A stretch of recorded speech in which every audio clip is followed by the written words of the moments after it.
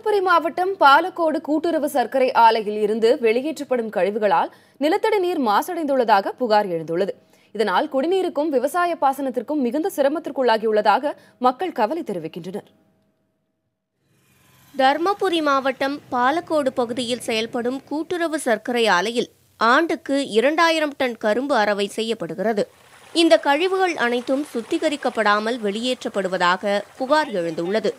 இதனால் ஆலையை சுற்றியுள்ள திம்மம்பட்டி, கோடியூர், ராமன்கோட்டாய் உள்ளிட்ட கிராமங்களில் நிலத்தடி நீர் கடுமையாக பாதிக்கப்பட்டுள்ளது. நிலத்தில் இருந்து கிடைக்கும் நீர் கருஞ்சிவப்பு நிறத்தில் வருவதால் பாசனத்திற்கோ குடிப்பதற்கோ அவற்றை பயன்படுத்த முடியாத நிலை ஏற்பட்டுள்ளது. கொசுக்கடி தண்ணி குடிக்க முடியல. தண்ணி 8, 10, 30 வருஷமா தண்ணி தண்ணி குடிக்க முடியலங்க. இந்த இடத்துல கொசுக்கடி அதிகமாகுது. தண்ணி பூரா கலர் வருது. குடிக்கவே முடியலங்க. நேரத்தில் நிறைய வரைக்கும் தண்ணி காலுக்கு முட்டி வலிக்குது. மாதத்துக்கு 6 மாதத்துக்கு ஆஸ்பத்திரிக்கு போகிறாங்க. 3 மாதத்துக்கு ஒரு ஆஸ்பத்திரிக்கு போகிறாங்க. செலவு 5000 செலவாகுது. ஒரு நாளைக்கு மாதம் போனால் இல்லை யார் செலவு கொடுக்கலாம். செலவு கொடுக்கறது இதுதான். மாசு கலந்த நீரினால் விவசாயம் செய்ய முடியவில்லை என்றும் கால்நடைகளை பராமரிக்க முடியவில்லை எனவும் விவசாயிகள் வேதனை தெரிவிக்கின்றனர்.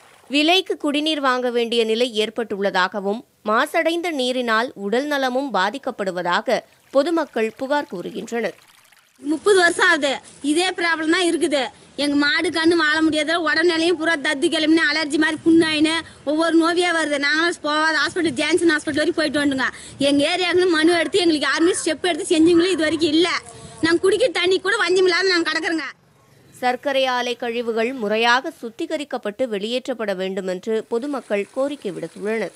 குடிநீர் மற்றும் பாசன பிரச்சினையை போக்க அரசு விரைவில் நடவடிக்கை எடுக்க வேண்டும் எனவும் அவர்கள் வேண்டுகோள் விடுத்துள்ளனர். புதிய தலைமுறைக்காக தருமபுரி செய்தியாளர் விவேகானந்தன்.